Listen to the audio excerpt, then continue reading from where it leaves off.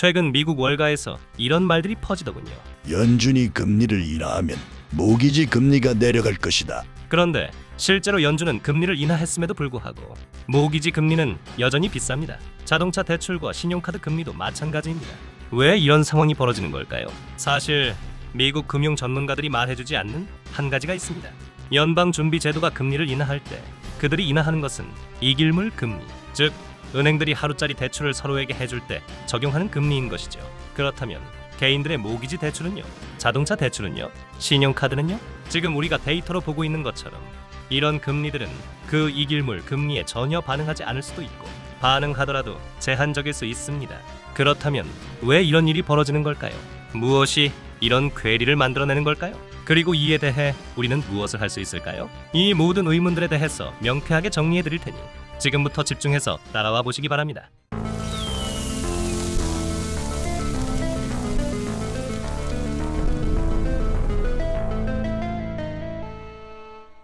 일단 가장 기본적인 내용부터 시작하겠습니다. 이것을 이해하는 것이 파월의 금리 인하가 왜 전혀 도움이 되지 않는지를 이해하는데 결정적으로 중요하기 때문입니다. 연방기금 금리는 연준이 직접 통제한 금리입니다. 이는 이길물 금리로 은행들이 서로에게 매우 단기적으로 보통 몇 시간에서 며칠짜리 대출을 해줄 때 적용하는 금리입니다. 이게 은행가들에게는 좋습니다. 미국 국채를 담보로 달러를 빌리는 이길물 레포 거래를 하는 헤지 펀드들에게도 좋습니다. 하지만 개인들에게는 그다지 중요하지 않습니다. 왜냐하면 모기지 대출이나 자동차 대출처럼 수년 또는 수십 년에 걸쳐 돈을 빌릴 때 대출 기관은 만기 위험에 대한 보상을 필요로 하기 때문입니다. 즉, 인플레이션, 재정 혼란 또는 다른 어떤 재앙이 장기간에 걸쳐 그들의 수익을 잠식할 위험에 대한 보상입니다. 이러한 위험이 가격에 반영되는 것이 바로 10년물 국채입니다. 그리고 어설픈 전문가들이 설명해주지 않는 결정적인 핵심이 여기 있습니다. 연준은 연방기금 금리를 통해 수익률 곡선의 장기 구간을 통제하지 못합니다. 그것은 채권 투자자들이 결정합니다. 연준은 이길물 금리를 원하는 수준으로 설정할 수 있을 뿐입니다. 하지만 10년물 국채 수익률은 어떨까요? 그것은 전 세계 수백만 명의 투자자들이 향후 10년 동안의 인플레이션, 정부 부채, 그리고 경제적 위험에 대해 어떤 베팅을 하느냐에 따라 결정됩니다. 그리고 바로 지금 그 투자자들은 보상을 더 많이 요구하고 있습니다. 덜 요구하는 것이 아니라는 것이죠. 제가 무슨 말씀을 드리는 건지 이해하시려면 이 차트를 한번 보시기 바랍니다. 2024년 9월부터 연준은 금리 인하 사이클을 시작했습니다. 파란색 계단형 선이 분명하게 아래로 내려가는 것을 보실 수 있습니다. 9월에 50bp, 11월에 25bp, 12월에 25bp입니다. 연준은 총 100bp를 인하했습니다. 이제 흰색 선을 보시기 바랍니다. 이것이 바로 10년물 국채 수익률입니다. 정확히 반대 방향으로 움직였죠. 연준이 9월에 금리 인하를 시작했을 때 10년물 수익률은 약 3.6% 수준에 있었습니다. 그런데 1월에는 거의 4.8%까지 상승했습니다. 연준은 100bp를 인하했습니다. 하지만 10년물 수익률은 100bp 이상 상승했습니다. 이런 일은 원래 일어나지 않아야 합니다. 정상적인 완화 사이클에서는 장기 금리가 단기 금리와 함께 하락합니다. 금리를 인하하는 핵심 목적 자체가 경제 전반의 금융 여건을 완화하는 데 있기 때문입니다. 하지만 우리는 지금 정상적인 완화 사이클에 있지 않습니다. 그렇다면 이것이 일반인들에게는 어떤 의미일까요? 올 가을 30년 고정 모기지 금리 차트를 한번 보시기 바랍니다. 연준은 2025년 9월에 금리를 인하했습니다. 11월에 다시 인하했고 12월에도 또다시 인하했습니다. 그런데 30년 만기 모기지 금리는 6.31%에 머물러 있습니다. 거의 움직이지 않았죠. 실제로 12월을 보시면 가장 최근의 연준 금리 인하 이후에도 모기지 금리는 전혀 변하지 않았습니다. 완화 효과가 없었던 겁니다. 그리고 현재 10년물 국채 수익률과 연방기금 금리 간의 스프레드는 2022년 11월 이후 가장 넓은 수준입니다. 이것이 무엇을 의미할까요? 이는 채권 시장이 매우 분명한 메시지를 보내고 있다는 뜻입니다. 제롬 파월, 우리는 당신을 믿지 않는다. 그렇다면 왜일까요? 왜 채권 투자자들은 연준의 방향을 따르기를 거부하고 있는 걸까요? 그 해답은 텀 프리미엄이라는 개념에 있습니다. 단기 국채는 보통 며칠이나 몇 주 만에 만기가 돌아오기 때문에 투자자가 계속해서 재투자해야만 투자 상태를 유지할 수 있는데 이를 롤오버라고 하죠. 이런 식으로 단기 국채를 계속 굴리는 대신 장기 채권에 자금을 묶어두기 위해 투자자들이 요구하는 추가 수익률이 바로 텀 프리미엄입니다. 따라서 이 추가 수익률은 만기, 즉 더 긴 투자 기간에 대한 일종의 위험 수수료라고 생각하실 수 있습니다. 일반적으로 투자자들이 인플레이션이 낮게 유지될 것이고 정부가 재정을 책임감 있게 관리할 것이라고 믿는다면 추가 보상은 많이 필요하지 않습니다. 이 경우 텀 프리미엄은 낮은 수준을 유지하거나 심지어 마이너스가 되기도 하는데 이는 투자자들이 금리를 확정하는 대가를 오히려 지불하고 있다는 의미입니다. 하지만 분명히 말씀드리자면 그런 시대는 끝났습니다. 이 차트를 한번 보시기 바랍니다. 이것은 뉴욕 연준의 ACM 텀 프리미엄 모델입니다. 이 모델은 이를 측정하는 데 있어 황금 표준으로 여겨집니다. 보시면 텀 프리미엄은 1980년대 초반에 5%를 넘으며 정점을 찍었습니다. 당시에는 인플레이션이 격렬했고 볼커가 금리를 하늘 끝까지 끌어올리던 시기였죠. 이후 약 40년에 걸쳐 하락 추세를 보였고 결국 2010년대 중반부터 2020년까지는 마이너스 영역으로 내려갔습니다. 잠깐만요. 여기서 왜 마이너스가 된 건가요? 좋은 질문입니다. 그리고 그 답은 바로 양적 완화입니다. 연준이 장기 채권을 수조 달러 규모로 매입하면서 수익률을 인위적으로 억눌렀습니다. 투자자들은 추가적인 보상을 필요로 하지 않았는데 연준이 사실상 최후의 버팀목 역할을 했기 때문입니다. 그런데 2020년 이후에 무슨 일이 벌어졌는지 보시기 바랍니다. 텀 프리미엄은 2020년에 마이너스 1.2%에서 현재 플러스 0.71%로 상승했습니다. 이는 190bp의 변화입니다. 이것이 바로 10년물 국채 수익률이 연준의 금리 인하를 따라 내려가지 않은 미스터리 대부분을 설명해줍니다. 지금 투자자들은 장기 국채를 보유하기 위해 더 많은 보상을 요구하고 있습니다. 보상을 덜 요구하는 것이 아니라는 거죠. 그렇다면 왜 투자자들은 갑자기 더 많은 보상을 요구하고 있는 걸까요? 주된 이유는 두 가지입니다. 인플레이션 기대와 재정 지배죠. 일단 인플레이션 파트부터 보겠습니다. 인플레이션이 목표치를 상회하는 상황에서 연준이 금리를 인하하면 채권 투자자들은 불안해집니다. 낮은 금리는 일반적으로 경제를 자극하고 인플레이션 압력을 다시 불러일으킬 수 있기 때문입니다. 하지만 투자자들을 걱정하게 만드는 것은 금리 인하만이 아닙니다. 12월 1일 연준은 공식적으로 양적 긴축을 종료했습니다. 그리고 바로 이번 달에는 국채 매입을 재개한다고 발표했습니다. 우선 400억 달러 규모의 단기 국채 매입으로 시작하고 이후 매월 약 200억 달러 규모의 지속적인 프로그램을 이어간다는 내용입니다. 이제 트위터에서는 이것이 전통적인 QE인지 지준 관리인지 QE가 아닌 QE인지 혹은 연준이 스스로를 더 낮게 보이게 하기 위해 사용하는 어떤 다른 용어인지에 대해 많은 논쟁이 오갈 것입니다. 여기서는 솔직해집시다. 최근 연준이 특히 어려워 보이는 부분이기도 한데요. 사실은 이렇습니다. 그들이 사용하는 용어는 단지 말장난에 불과합니다. 아니면 의도적인 혼란 유발이라고 부르는 편이 더 정확할지도 모르겠습니다. 중요한 것은 이것입니다. 연준은 통화 공급을 확대하고 있습니다.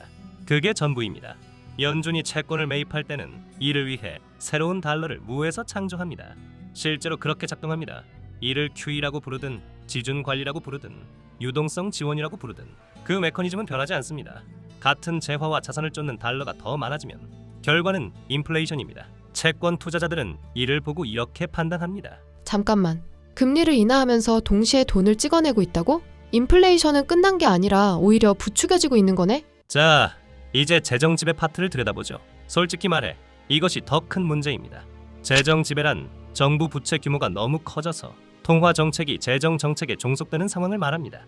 정부의 차입 수요가 모든 것을 압도해버리면 연준은 더 이상 독립적으로 행동할 수 없게 됩니다. 현재 미국의 부채는 38조 5천억 달러에 달합니다. 연간 재정 적자는 2조 달러 수준으로 이어지고 있습니다. 이자 지급만 해도 연간 1조 달러에 육박하고 있죠. 지출을 줄이려는 정치적 의지는 전혀 없습니다. 그리고 재무부는 매년 전체 부채의 약 3분의 1을 다시 차환해야 합니다. 그리고 여기서 가장 중요한 질문이 나옵니다. 왜 연준이 갑자기 다시 단기 국채를 매입하겠다고 발표했을까요? 경제의 부양책이 필요해서가 아닙니다. 재무부의 도움이 필요하기 때문입니다. 연준은 재무부의 최후 보루가 되었습니다. 조력자이자 재정적 무모함의 공범이며 상호 의존적인 파트너가 된 것입니다.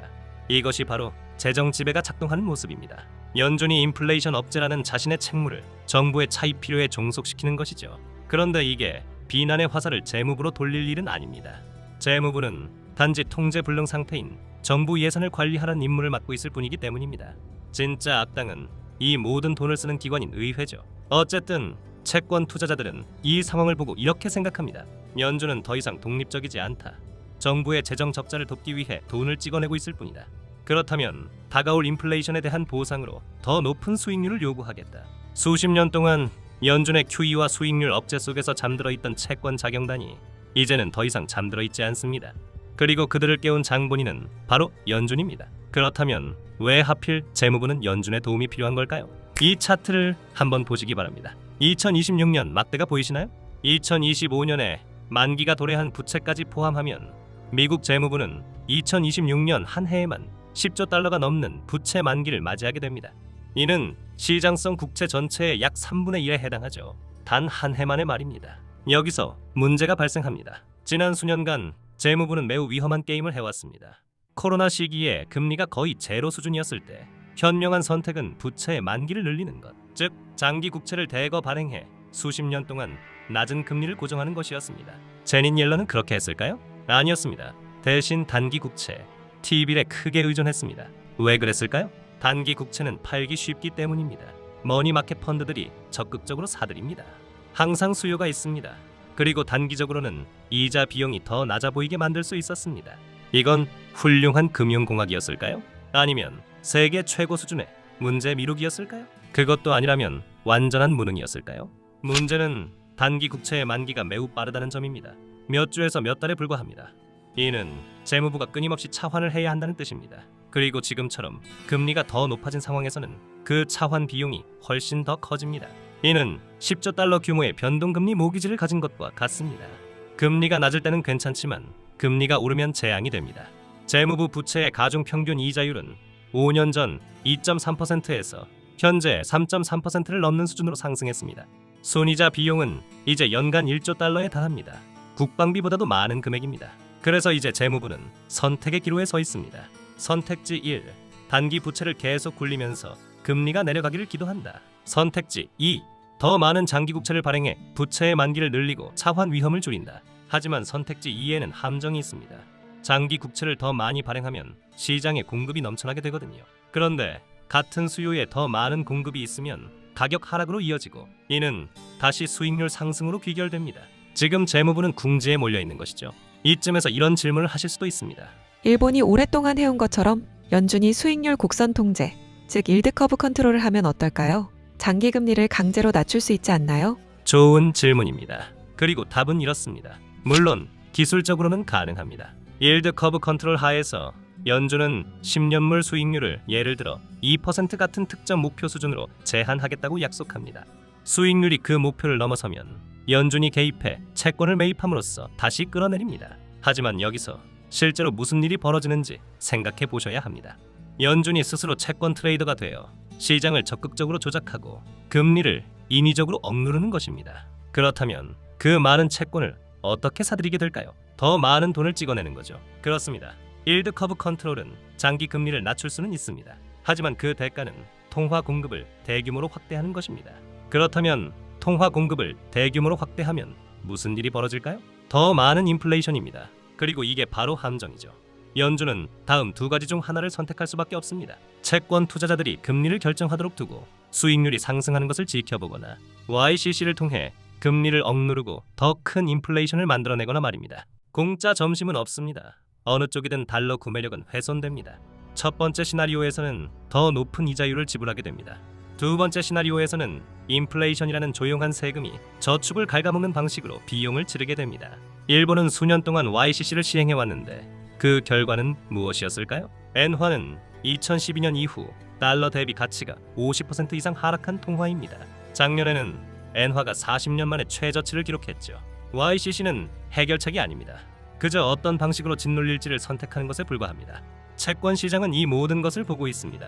채권 자경단은 이 계산을 이해하고 있습니다. 연준도 갇혀 있고 재무부도 갇혀 있으며 통화를 희석시키지 않고서는 출구가 없습니다. 그리고 바로 이것이 그들이 더 높은 수익률을 요구하는 정확한 이유입니다. 그렇다면 이 모든 것이 일반인들에게는 무엇을 의미할까요? 첫째, 차입자 관점. 금리 인하는 아직 오지 않았습니다. 연준이 추가로 100bp를 인하하더라도 미국인의 모기지 금리, 자동차 대출 금리, 신용카드 금리는 연방기금 금리가 아니라 10년물 국채 수익률에 연동되어 있습니다. 그리고 시장이 인플레이션이 진정으로 끝났고 재정 건전성이 회복되었다고 믿기 전까지는 10년물 수익률은 내려가지 않을 것입니다. 그 어느 쪽도 가능해 보이지 않습니다. 오히려 재정적 광기는 가속화되고 있는 듯합니다. 다만 높은 인플레이션은 대출을 상환하는 입장에서는 달러의 실질 가치를 떨어뜨린다는 점도 있습니다. 둘째, 저축가 관점. 연준이 금리를 인하하더라도 머니마켓 펀드나 단기 국채 같은 단기 금융 상품의 높은 금리는 당분간 유지될 가능성이 큽니다. 수익률을 누릴 수 있을 때는 누리시되 인플레이션이 실질 수익률을 잠식한다는 점은 이해하셔야 합니다. 셋째, 투자자 관점. 제대로 접근한다면 바로 이 지점에서 만회할 기회가 생깁니다. 이 10년물 국채 수익률의 장기 차트를 한번 보시기 바랍니다. 저 빨간 화살표들이 보이시나요? 1981년부터 2020년까지 40년 동안 10년물 국채 수익률은 쉼없이 하락하는 추세에 있었습니다. 볼커가 1980년대 인플레이션과 싸우던 시기의 정점인 15%를 훌쩍 넘는 수준에서 시작해 계속해서 내려가고 또 내려가며 코로나 시기에는 결국 1% 아래까지 떨어졌습니다. 수익률이 급등할 때마다 고점은 더 낮아졌고 하락할 때마다 저점은 더 낮아졌습니다. 역사상 가장 위대한 채권 강세장이었습니다. 하지만 그 추세는 이제 깨졌습니다. 차트의 오른쪽을 보시기 바랍니다. 10년물 수익률은 더 이상 낮은 고점을 만들지 않고 있습니다. 더 높은 고점을 만들고 있습니다. 40년에 걸친 하락 추세선이 결정적으로 붕괴되었습니다. 이것은 일시적인 현상이 아닙니다. 체제의 변화죠. 우리는 구조적으로 금리가 하락하던 세계에서 구조적으로 금리가 상승하는 세계로 넘어왔습니다. 연준이 서사를 지배하던 세계에서 채권 투자자들이 다시 통제권을 되찾는 세계로 이동한 것입니다. 금리가 높고 쉽게 내려오지 않으며 재정 적자가 지속되고 재무부를 떠받치기 위해 연준이 돈을 찍어내는 이런 세계에서 무엇이 효과적일까요? 그건 바로 실물 자산입니다. 정부가 감당할 수 없는 적자를 내고 중앙은행이 이를 금융으로 메우기 위해 돈을 찍어내면 통화 가치는 희석됩니다. 이것이 부채 함정에서 벗어나는 유일한 방법이기 때문입니다.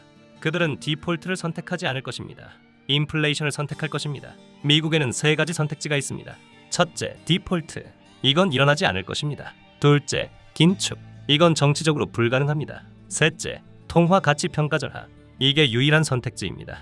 그들은 세 번째 문을 선택할 것입니다. 언제나 그래왔습니다. 사실 연준의 새로운 단기 국채 매입 프로그램을 보면 이미 그 선택을 하고 있습니다. 금은 수천 년에 걸쳐 모든 통화 가치 절하의 국면에서 부를 지켜온 가치 저장 수단입니다. 현금 흐름을 만들어내지도 않고 실적이나 이익도 없습니다. 그저 법정 화폐가 결국 제로를 향해 나아가는 동안 구매력을 유지할 뿐입니다. 한편 비트코인은 이 세대의 디지털 하드머니입니다. 더 휴대하기 쉽고 더 잘 쪼갤 수 있으며 더 쉽게 검증할 수 있고 절대적으로 희소합니다.